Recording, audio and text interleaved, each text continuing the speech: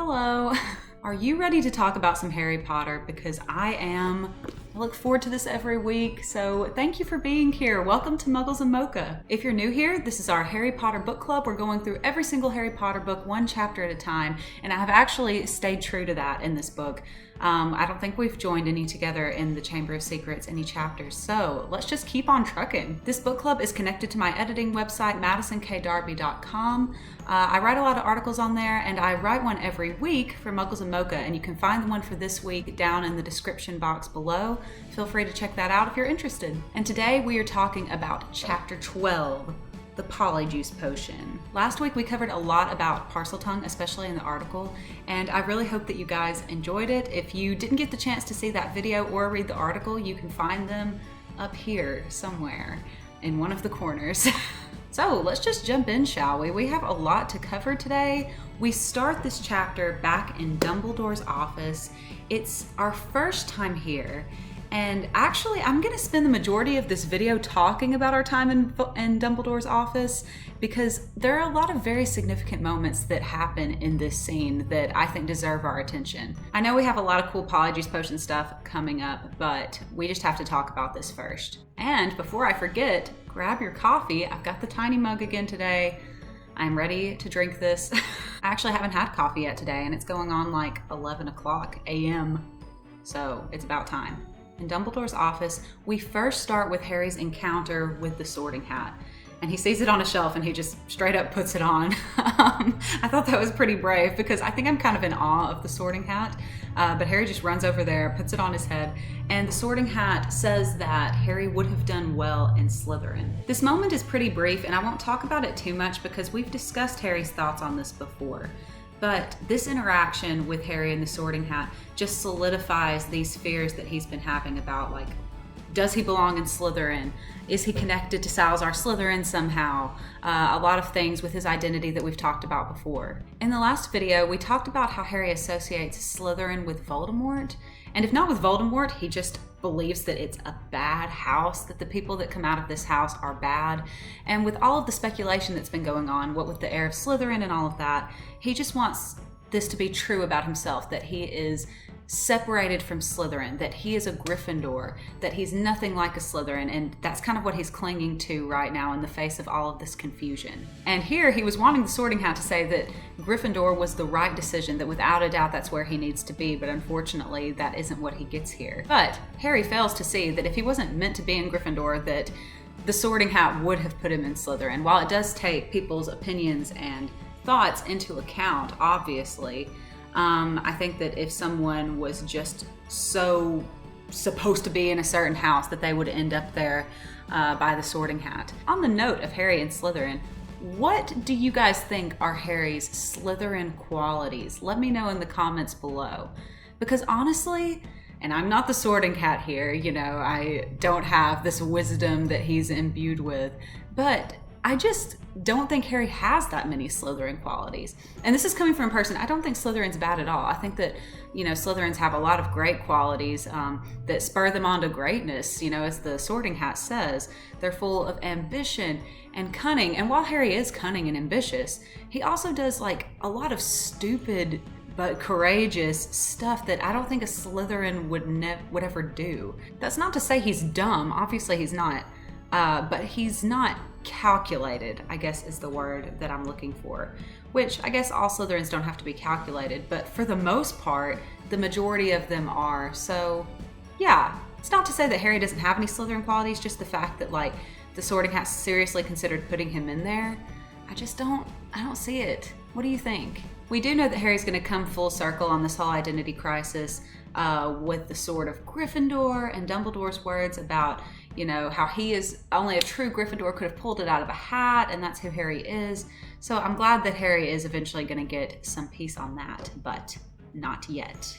Next, Harry meets Fawkes for the first time on his burning day, and we witness him die and be reborn from the ashes, which is a very beautiful image, but very frightening for Harry in this moment.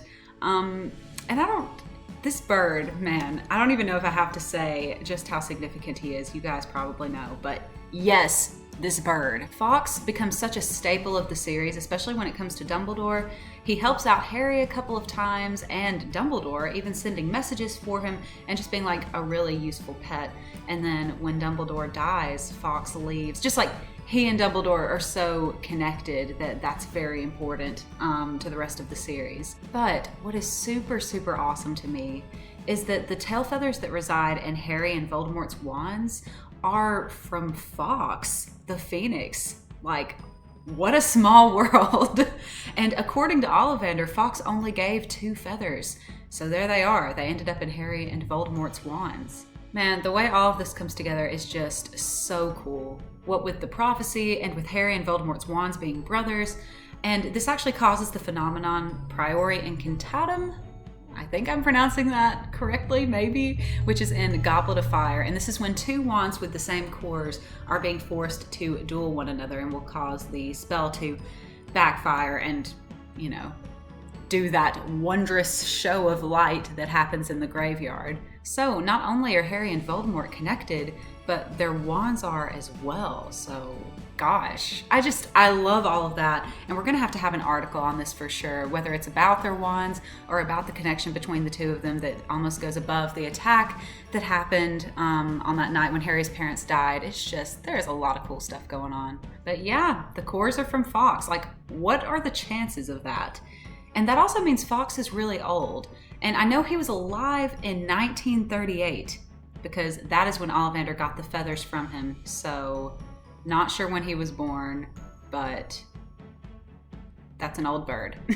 Ooh, whenever we do a Fantastic Beasts video in preparation for the 3rd movie, which I am definitely going to do that, we're gonna have to talk about the significance of phoenixes and the Dumbledore family and discuss what we think about that. If you've watched those movies, you know what I'm talking about, but maybe that is what happens. Maybe they were born around the same time, Fawkes and Dumbledore? I don't know. I'm not sure. Dumbledore comes into his office and finds Harry in shock about Fawkes' death. And he kind of explains phoenixes to him, which is a lot of interesting information for us as well. Then we have Hagrid bursting into the office. And I told you, a lot of stuff happens in this scene. Okay. I've honestly never thought much about this interaction between Hagrid and Dumbledore and Harry, because Hagrid loves Harry, and of course he would come to defend him if he had an alibi or information about Harry's whereabouts during the attacks in order to show that Harry is innocent, like that's something that Hagrid would do. But here at Muggles and Mocha, we dig a little deeper, and this scene, after digging into it a little bit and just really considering it and thinking about it, breaking it down, it just really meant a lot to me this time around. So let's look at this scene. Hagrid is desperate. He's swinging roosters. He's yelling. He's desperate for Dumbledore to know that Harry didn't do this, didn't attack these people, even saying, "You've got the wrong boy, sir. I know Harry would never." And then Dumbledore interrupts him and is telling him that he thinks that Harry is innocent also. But what's significant about this is that Hagrid was in this very position when he was at Hogwarts. He was a boy close to Harry's age who was framed for this very crime, and he was innocent. And that fact is driving Hagrid more than anything. To have someone, and someone he loves, put in the exact same situation he was in when he was in school must be horrifying for him. Because this whole series of events changed Hagrid's life. And even though I know that he's happy at Hogwarts, I know he enjoys being there, but he was never allowed to use magic again, and they broke his wand and he got expelled. And now here's Harry, someone who he loves very, very much, who is, it's like a mirror image that he's seeing this happen all over again. So he just couldn't stop himself from running straight up to Dumbledore's office to stop history from repeating itself in this way. Like being expelled and losing his wand and maybe getting arrested, that's what's awaiting Harry if he were to get caught for this like Hagrid did. This scene with Hagrid just took on a new level of importance for me, because while he does love Harry and he would do this for him, it's also stemming from his own experiences. But thankfully, Dumbledore knows what's up, kind of, and he knows that Harry wouldn't have been able to do this and attack these people in this way. This brings us to the last significant thing that happens in Dumbledore's office, which is Dumbledore saying that he doesn't think Harry did it, but he asks a question. He asks if there's anything that Harry wishes to tell him. Now, he's obviously worried about Harry for a couple of reasons because of everything that's going on. But this question, there's just something about it to me. With a lot of as with a lot of things that Dumbledore does. Here, I think he obviously knows something's bothering Harry because the series of events that Harry is involved in right now. But I always wonder what Dumbledore knows, or what he suspects, especially when it comes to Harry and his connection to Voldemort. Because even though Voldemort is still gone at this point and everyone thinks he's dead, Dumbledore knows that he's going to try to return. So like any weird thing that happens, I think that he's going to connect that to Voldemort, especially something that was connected to Tom Riddle 50 years ago. Of course, he would think of Voldemort in this instance as well. But I know there's a lot of confusion on Dumbledore's part. I just always wonder, you know, what's behind this question? What answer does he think Harry is going to give him? And I do wish that Harry would have told him about the disembodied voice and hearing it. That really would have been a game changer. I do think it's interesting that yet again, we get another connection between Harry and Voldemort. Because when Tom Riddle was attacking the school using the basilisk 50 years ago, the old headmaster, Armando Dippet, asked him a similar question. Not as broad as Dumbledore's, but he's just straight up asking, do you know about these attacks? And when Harry hears Tom Riddle answer, no sir, he thinks back on this moment and thinks that that must have been what it sounded like when he talked to Dumbledore. And oh my goodness, you guys, that is the next chapter. We're going to talk about the diary, and I'm not going to get too much into it now. But just this whole series, we're going to be talking about Harry's connection with Voldemort because that's like one of the biggest parts of the book.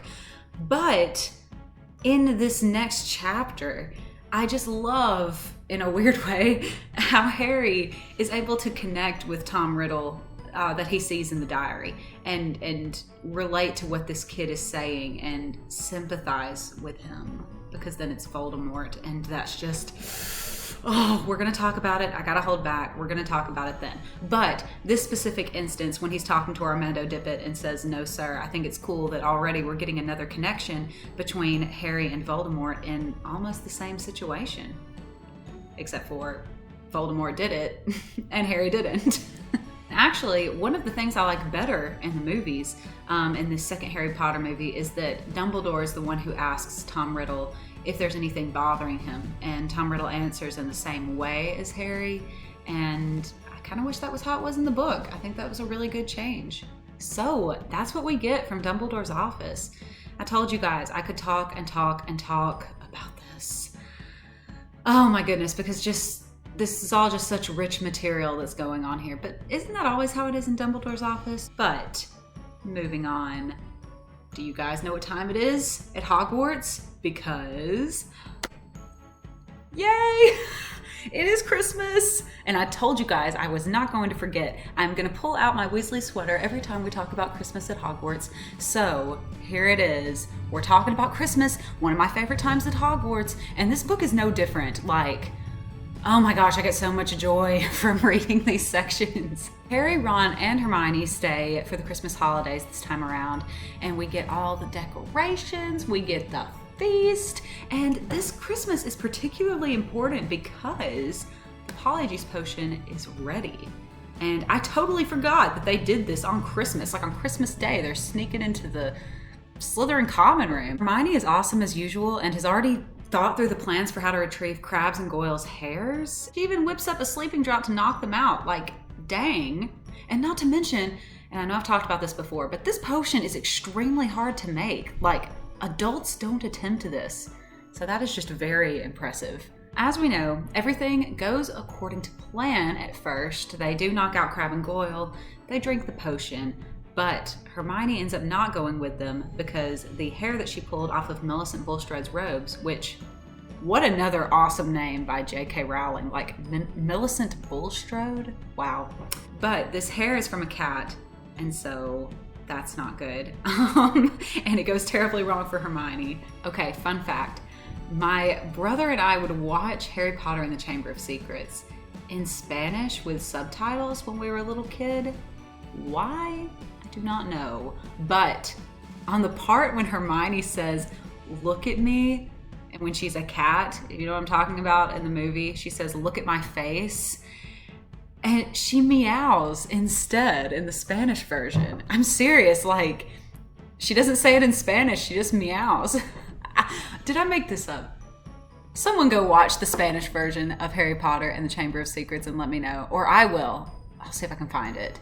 I know I remember this, okay? She meowed in that movie. Harry and Ron do have a successful time at interrogating Malfoy, though. They're able to get into the Slytherin common room. But, okay, side note first.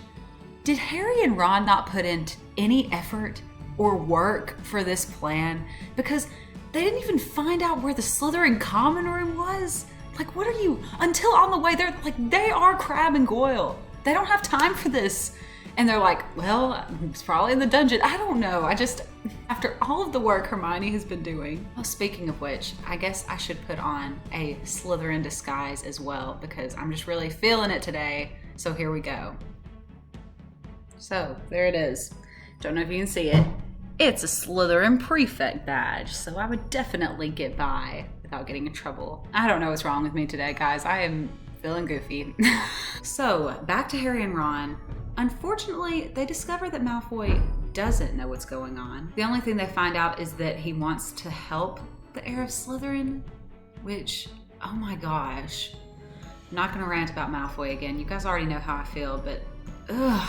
Then, he says he hopes Hermione dies, that she's the Muggle-born who gets killed. And can I just say for a second, there are people out there who are Hermione fans or who wanted Hermione and Draco to end up together. It's like a big thing and people make art and write fan fiction and whatever.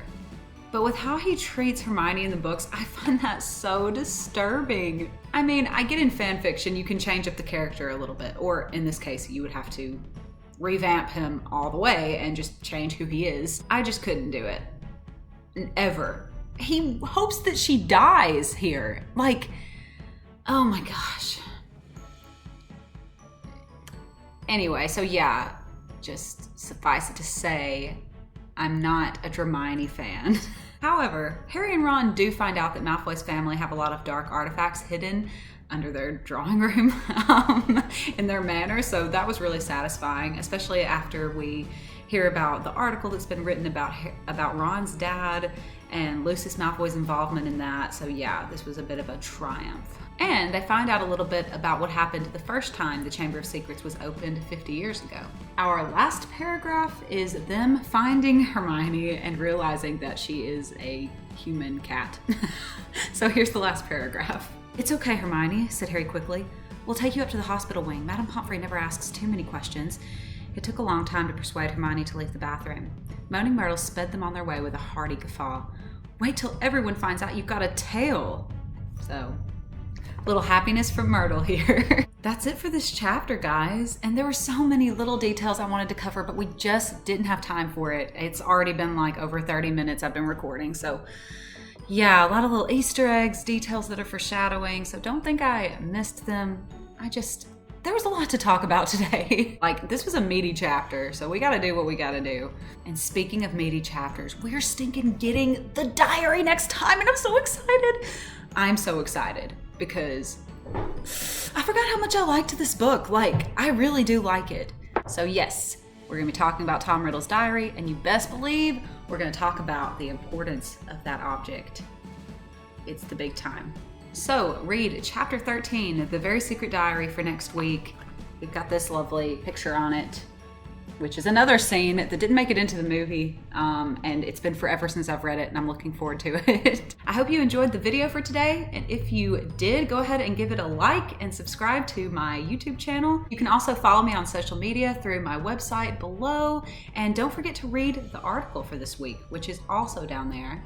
Have a spooky Halloween, you guys, because the day that this video is coming out, Halloween is tomorrow, and we're gonna have a special treat drop tomorrow on Halloween, so keep an eye on the YouTube channel, on my social media to see what that is, and yeah, it'll just be a fun little holiday thing for you guys. So I will see you maybe tomorrow, and then next week. So have a good week. Read chapter 13. Bye.